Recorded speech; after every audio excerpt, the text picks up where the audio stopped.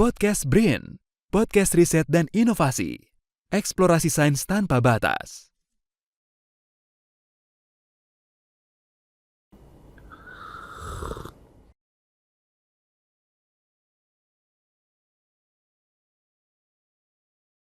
Halo kawan BRIN, selamat datang di acara podcast bareng Badan Riset dan Inovasi Nasional pada acara yang bertajuk Yuk Ngopi, Yuk Ngobrol Politik bareng peneliti. Kali ini bersama saya, Devi Darmawan, peneliti Pusat Riset Politik BRIN. Seperti yang diketahui, kita saat ini sudah memasuki tahapan pemilu untuk pemilu 2024. Untuk itu menarik kalau misalnya kita membahas tentang kesiapan pemilu yang dilakukan oleh partai politik, penyelenggara pemilu dan juga peserta, termasuk isu-isu strategis yang mungkin muncul menjelang pemilu 2024 dan bagaimana sih proyeksinya ke depan, seberapa kondusif pemilu kita untuk mendukung konsolidasi demokrasi ke depan.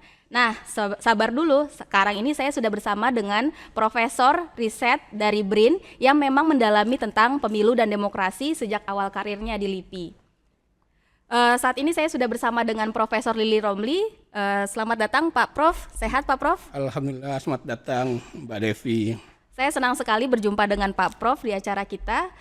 Mungkin kita langsung saja ya Pak, karena memang kita saat ini di tengah-tengah situasi yang mulai hangat-hangat menjelang pemilu 2024. Sebenarnya bagaimana sih menurut Pak Prof pandangan tentang kesiapan aktor politik kita seperti partai politik misalnya? Karena kan kita tahu partai politik adalah esensi ya dari demokrasi saat ini. Dia yang merupakan institusi demokrasi yang menggerakkan bagaimana politik kita bisa berjalan, kemudian menjadi peserta pemilu yang diatur oleh undang-undang, dan bagaimana partai politik membantu kita untuk membentuk pemerintahan yang efektif, stabil, dan juga berfungsi ke depannya. Silakan Pak Prof, bagaimana sih kesiapan partai politik kita saat ini? Ya baik, terima kasih Mbak Devi. Kita kan 2024 itu akan melakukan pemilu yang ke-6. Jadi sudah 5 kali punya pengalaman melaksanakan pemilu.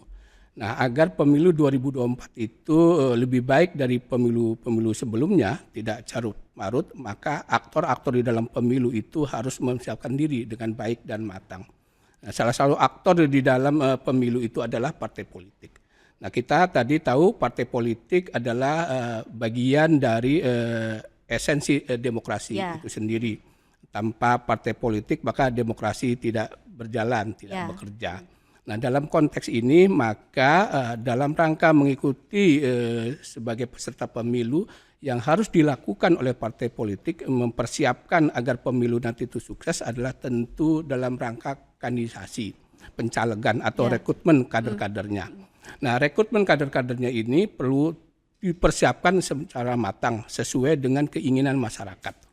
Bukan masyarakat di fait accompli oleh partai politik. Nah, di antara keinginan masyarakat agar kandidat-kandidat yang diusung oleh partai politik itu berkualitas.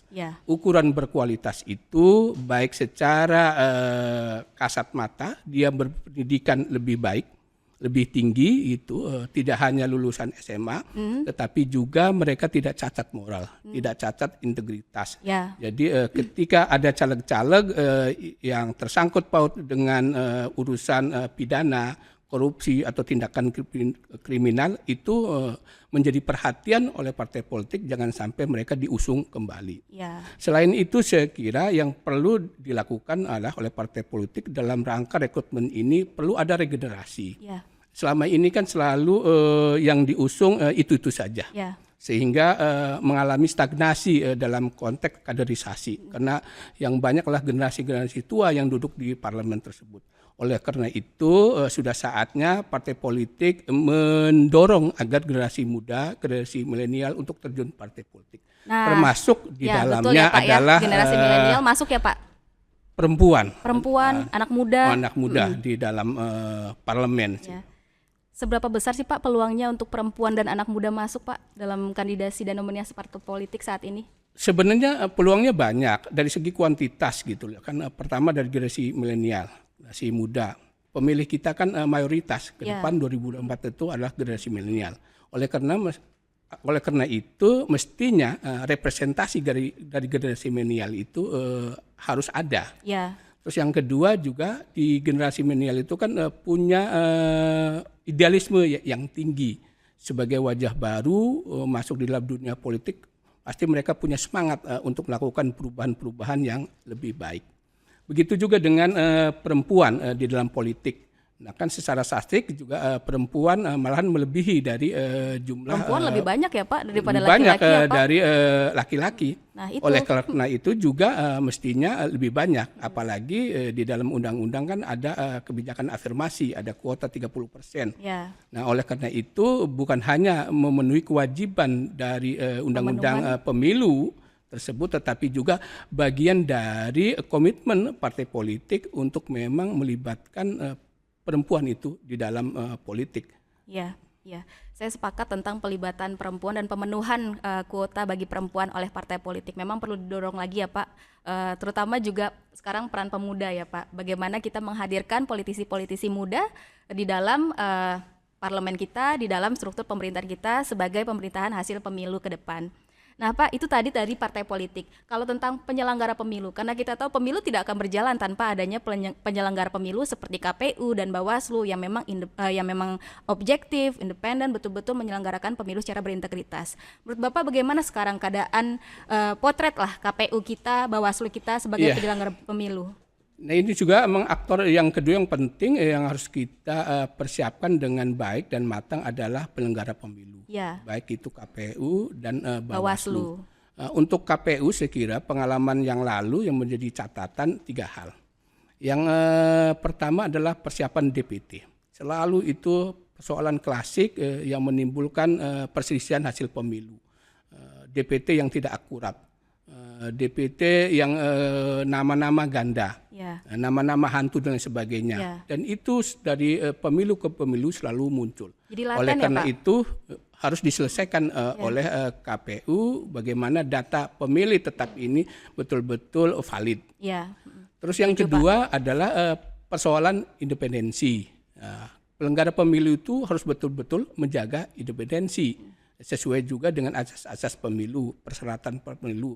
Tetapi yang terjadi kalau kita melihat data-data dari DKPP, banyak sekali anggota-anggota KPU di tingkat bawah itu bahkan di tingkat pusat juga yang tidak independen, sehingga diberikan sanksi dari pemecatan sampai peringatan yang keras, pencopotan dan sebagainya. Oleh karena itu harus menjaga independensi penyelenggara pemilu, karena kalau penyelenggara pemilu tidak independen, maka pemilu itu tidak akan berjalan fair. Iya, baik. Saya sepakat. Karena Itu. memang hasil pemilu kita akan ditentukan dari independensi penyelenggara Betul, pemilu ya itu. Pak.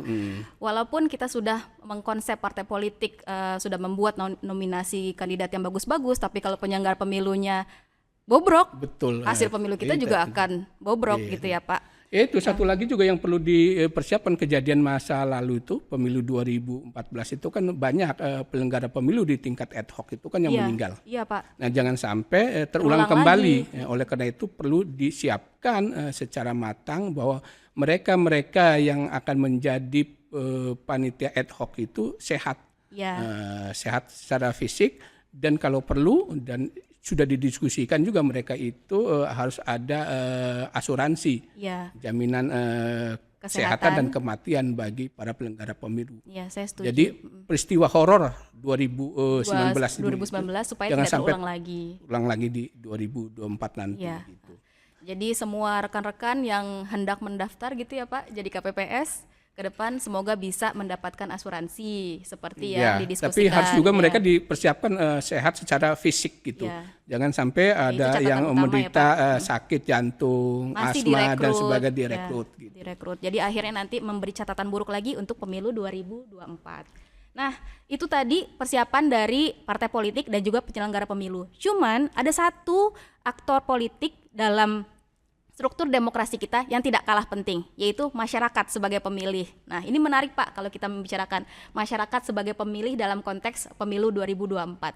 Bagaimana sih Pak pemilih kita saat ini? Apakah mereka sebenarnya adalah pemilih yang sudah rasional? Karena kalau misalnya kita lihat mungkin dari riset-riset dari teman-teman yang sudah melakukan riset di bidang pemilu dan demokrasi, banyak menyatakan masyarakat kita itu masih belum terlalu rasional gitu. Bagaimana Pak? Problemnya kan memang masyarakat Indonesia ini kenapa pemilih kita masih menghadapi masalah gitu. Di antaranya adalah memang tingkat pendidikan yang masih relatif rendah dan penghasilan. sehingga kedua faktor itu menyebabkan pemilih kita mudah dimobilisasi. Di antaranya adalah money politik gitu. Ya. Oleh karena itu, saya kira tugas kita bersama, termasuk KPU dan partai politik, memberikan pendidikan politik dan pendidikan pemilih kepada pemilih kita agar mereka menjadi pemilih yang rasional dan pemilih yang cerdas, bukan pemilih yang pragmatis atau pemilih transaksional ikut-ikutan tadi. Oleh karena itu pentingnya, urgensinya pendidikan pemilih.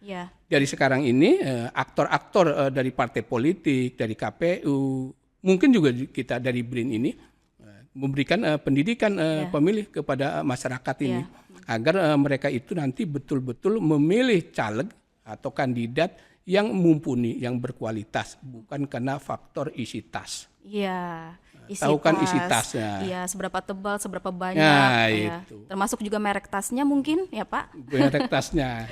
Oke. Itu tadi gambaran singkat ya Pak tentang kondisi-kondisi aktor-aktor demokrasi kita dalam pemilu 2024, baik dari penyelenggara, partai politik dan juga masyarakatnya. Tapi dengan kondisi itu ya Pak, kalau misalnya kita berandai-andai di pemilu 2019 lalu kita lihat ya, menjelang pemilu 2019 ada beberapa isu yang muncul. Apakah isu-isu yang sama di tahun 2019 juga akan muncul di tahun 2024? Bagaimana Pak isu-isu strategisnya? Nah, oleh karena itu perlu diantisipasi oleh penyelenggara pemilu, termasuk juga oleh pihak keamanan, yang Bawaslu juga. Persoalan-persoalan nanti yang akan muncul, karena sekarang kan sudah mulai hangat. Isu apa aja sih Pak? Di antaranya adalah yang selalu klasik itu dua hal yang penting. Pertama adalah money politik. Money politik itu, politik uang itu ya, atau vote buying itu marak terjadi karena memang aktor-aktor kita, para caleg-caleg kita itu masih berpikiran dengan jalan money politik itu mereka akan terpilih.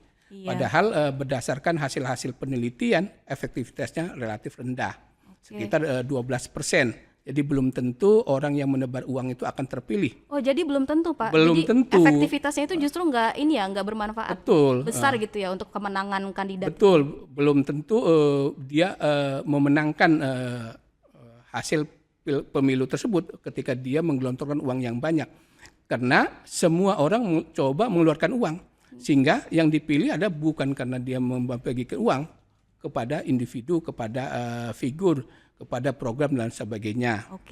Nah ini karena memang faktor dari sistem pemilu kita yang begitu kompetitif, persaingan bukan hanya di antara partai, juga di antara caleg. Dan partai-partai itu juga karena ada parliament threshold 4%, dia kan pengen lolos parliament threshold, sehingga kemudian segala cara dilakukan termasuk untuk di dalam memenuhi parliamentary threshold. Betul itu. Jadi artinya partai politik punya kepentingan untuk memenuhi parliamentary threshold dan sekarang kandidat saling bersaing di antar partai dan intrapartai untuk bisa menang. Karena sekarang kan masyarakat itu bisa memilih nama ya Pak. Betul, memilih ya Pak ya. Karena memilih nama itulah jadi faktor pemicu juga itu ya, untuk menebarkan dana ke masyarakat itu. Jadi artinya uang tidak bekerja lagi dalam pemilu kita untuk memenangkan betul, ya Pak. Betul. Mau 2M, 5M, ya nanti dulu ya Pak. Oke. Nah, yang isu kedua apa nih Pak? Isu yang kedua saya kira supaya tidak terulang kembali adalah persoalan politik identitas. Jangan sampai ini kan masyarakat kemarin itu kan terpolarisasi dalam dua kutub. Jangan sampai politik identitas ini muncul kembali, dimanfaatkan oleh elit-elit politik dalam rangka untuk memenangkan pertarungan tersebut. Oleh karena itu sekali lagi yang ke awal tadi perlunya ada pendidikan politik dan pendidikan pemilih. Jangan sampai masyarakat itu dimobilisasi dengan politik identitas. Karena politik identitas ini bagaikan rumput savana yang mudah sekali terbakar. Karena menimbulkan sentimen loyalitas yang luar biasa. Ketika orang-orang dihubungkan dengan politik identitas, dia bangkit sentimen politiknya itu. Karena menganggap bahwa dengan membela politik identitas itu bagian dari perjuangan. Dan juga keberpihakan mungkin ya Pak? Betul, padahal yang dipilih adalah persoalan politik. Jadi persoalan politik dan persoalan politik identitas sesuatu yang berbeda. Persoalan politik itu persoalan temporal, bukan persoalan substantif. Nah, politik identitas proses substantif, menyangkut martabat, menyangkut prinsip dari kehidupan itu sendiri. Ya. Nah, ketika digabungkan antara yang bersifat temporal, pragmatis dengan yang substantif itu, yang muncul adalah kemudian yang substantif. Ya. Yang muncul adalah pertarungan politik identitas, Ya. bukan pertarungan memperebutkan kekuasaan itu. Akhirnya Sehingga kemudian politik- menjadi menang kalah. Akhirnya politik identitas itu kalah dengan politik elektoral gitu ya Pak? Ya, politik elektoral kalah dengan politik identitas. ya. Terjadi pertarungan itu, sehingga kemudian yang bertarung adalah mati hidup. Ya, Bukan win-win solution, padahal Ya. dalam politik itu kan win-win solution. Betul. Bisa saja kemudian mereka kalah menjadi gabungan dari koalisi tersebut, seperti yang terjadi pemilu 2015 kemarin kan. Ya. Nah, di tingkat angka rumput gontok-gontokan, di tingkat elit mereka senyum-senyum dan bergabung dalam satu perahu. iya Pak. Nah, Jadi masyarakat seperti seolah-olah melihat adegan-adegan sandiwara begitu ya Pak? Betul, oleh karena itu Aduh. jangan sampai dipermainkan oleh Ya. politik identitas seperti itu. Jadi saya mungkin sebagai pemilih mesti cerdas juga ya Pak, Ah, melihat iya. realitas Betul. politik kita nanti Ya, menjelang mudah-mudahan pemilu aja 2024. masyarakat publik yang mendengar ini ya Iya. jangan sampai nanti terpancing oleh politik identitas. Jangan sampai marah kalau misalnya ada Oleh hal-hal karena tentang itu politik identitas. dari ya. sekarang pihak keamanan, Bawaslu, KPU perlu mengantisipasi Iya. jangan sampai politik identitas itu dimanfaatkan. Ya. Istilah kadrun itu Iya. jangan lagi lah muncul. Meskipun sekarang masih aja dimunculkan. Iya. Jangan sampai di 2024 kita kembali mengulangi lagi isu-isu tentang politik identitas dan juga tentang money politik ya Pak, politik uang di dalam pemilu. Terus Nah, yang itu juga yang penting juga yang ujaran kebencian. Hate speech itu juga itu jangan lahirnya dari sampai. mana Pak? Apakah lahirnya dari Nah, politik identitas ini atau kan, dari yang lain Pak? berdasarkan pandangan-pandangan pengamat itu kan ujaran-ujaran kebencian ini kan dipelihara dari para buzzer-buzzer ini gitu loh. Oh, jadi Oleh karena itu buzzer yang sekira menarasikan buzzer-buzzer politik ini perlu sekira dicegah. Jadi buzzer yang menarasikan itu Ya, Pak. Betul. Oleh karena itu sekira Bawaslu perlu bikin aturan, bukan hanya persoalan tadi politik uang, politik identitas, tetapi juga perilaku buzzer ini perlu diatur, ada sanksi gitu loh. Iya. Sanksi yang tegas ketika memanfaatkan buzzer-buzzer ini yang mengadu domba masyarakat, yang membuat masyarakat terpolarisasi, itu harus diberikan sanksi yang Iya, tegas. iya. Karena itulah yang kemudian memperburuk hajatan demokrasi kita ini. Ya. Akhirnya penyelenggaraan pemilu kita diwarnai dengan pelanggaran-pelanggaran ya Betul. Pak, baik administrasi maupun potensi pelanggaran pidana oleh para buzzer ya Pak, dengan mengemukakan ujaran-ujaran kebencian Iya. gitu. Itu kan sebenarnya adalah masalah-masalah yang serius bagi demokrasi Betul, kita. betul. Karena nantinya akan membuat masyarakat semakin tersegregasi, kemudian mereka akan semakin Ya oleh karena itu terfragmentasi saya kira gitu ya, Pak. memang masyarakat itu memanfaatkan medsos itu harus dengan sebaik-baiknya sebagai saluran aspirasi politik dalam rangka untuk yang membangun, bukan memecah belah masyarakat. Nah oleh karena itu saya kira edukasi tentang medsos ini juga perlu. Iya. Istilahnya kan literasi digital. Ya, saat ini kan kita semua sudah punya Instagram, Betul, Facebook gitu. Kita bisa akses apapun ya Pak, berbeda dari zaman dulu. Betul, Kita mau tahu tentang kampanye-kampanye, kita tahu dari koran, media-media Iya. konvensional Ya, gitu jangan Pak. sampai medsos itu disalahgunakan. Iya, iya. Nah, karena memang kan ada ada sanksi yang tegas juga tuh kan Iya. di Undang-Undang ITE itu ketika mereka melakukan ujaran-ujaran kebencian. menyebarkan ujaran kebencian di media sosial gitu ya Pak. Baik Pak, ini menarik ya, sudah ada dua isu yang mesti kita antisipasi sama-sama, politik uang, kemudian juga politik identitas, dan satu lagi yang tidak kalah penting adalah penyebaran ujaran kebencian dalam penyelenggaraan pemilu 2024. Nah Pak, dari gambaran potret yang tadi kita lihat ya Pak, masyarakat yang ya cenderung masih kurang rasional gitu ya Pak. Kemudian penyelenggara pemilu kita yang memang perlu catatan ke depan gitu untuk merekrut terutama ya calon-calon penyelenggara KPPS kita supaya sehat, tidak hanya jasmani tapi juga memiliki karakter dan juga pemahaman yang baik ya tentang penyelenggaraan pemilu, juga kesiapan partai politik. Bagaimana sih sebenarnya Pak proyeksi kita kalau kita melihat ke depan tentang penyelenggaraan pemilu 2024? Apa harapannya gitu Pak dari Ya, pemilu 2024? setiap pemilu gitu selalu, termasuk saya pribadi, memberikan harapan bahwa hasil pemilu itu akan menghasilkan konsolidasi demokrasi. Tetapi yang terjadi sebaliknya. Pemilu 2019 dengan munculnya pemimpin sipil mengharapkan demokrasi berkembang. Iya. Tetapi demokrasi mengalami kemunduran.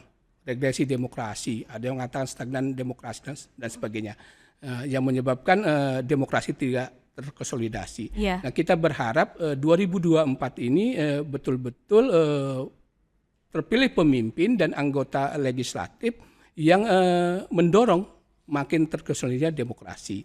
Oleh karena itu, saya kira kita harapkan para pemilih ini betul-betul menjadi pemilih yang cerdas, pemilih yang rasional, jangan karena faktor-faktor yang lain ketika dia memilih caleg dan presiden dan wakil presiden. Karena taruhannya seperti yang kita lalui 5 gitu loh. tahun ke depan. 5 tahun ke depan, Kita akan kemudian menghadapi kita pemerintahan. tergadi kebebasannya. Ya.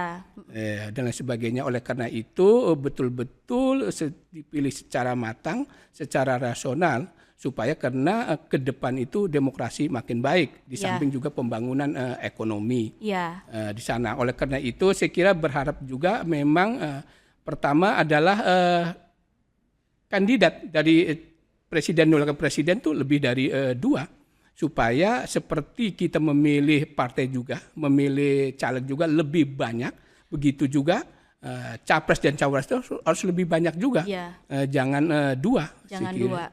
2. Itu jadi keraguan-raguan atau kecemasan-kecemasan di masyarakat itu akan munculnya 2 kandidat dan sebagainya, itu mudah-mudahan itu hanya angan-angan saja, Ya. tidak ditindaklanjuti oleh para elit. Keinginan masyarakat agar ada banyak pilihan-pilihan itulah yang harus dipenuhi oleh para elit. Ya. Jadi jangan sampai mereka kemudian memfeta kompli pilihan-pilihan Pilihan masyarakat rakyat, ya. itu. Jadi masyarakat di feta kompli harus memilih ini itu, Ya. padahal masyarakat ingin memilih yang lain. Ya, jadi kita berharap semoga pemilu ke depan tidak hanya 2 capres yang ada gitu ya Pak. Betul. Karena kalau 2 capres nanti kita seolah-olah seperti diarahkan yang Iya. satu atau yang satu. Jadi sebaiknya Sementara kan peserta Iya. pileg banyak partai iya, politik. kita punya 9 Yang partai lolos politik. sekarang Yang lolos verifikasi sekarang, administrasi 24. Kemungkinan lebih gitu nanti, seperti pemilu kemarin kan ada 14 gitu. Iya. Bisa lebih ini gitu. Nah, artinya partai politik itu memilih banyak, caleg memilih banyak, pas memilih presiden sedikit gitu. Tidak ada pilihan. Nah, itu. Jadi kita berharap juga ada banyak pilihan-pilihan juga gitu. Sehingga masyarakat kan punya kebebasan mana yang terbaik dari pilihan-pilihan.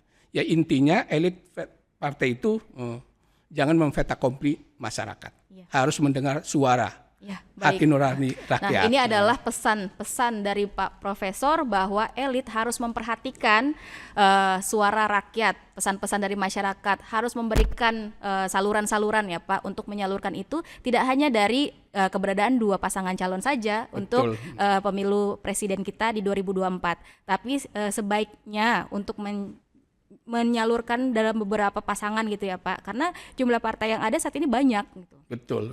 Masa dari banyak partai itu hanya ada 2 pasangan calon, kan nggak mungkin ya Pak. Harusnya mereka bisa lebih lagi bekerja untuk Nah itu memang mencalonkan itu. problemnya kan Presiden threshold itu menggunakan hasil pemilu sebelumnya. Ya. Jadi sebenarnya kan tidak relevan. Tetapi ya sudah, karena Mahkamah Konstitusi tetap kekeh nggak mau merubah keputusannya. Ya akhirnya jadi desain pemilu lagi ya Pak Iya, yang bermasalah di ya Pak. situ. Ya.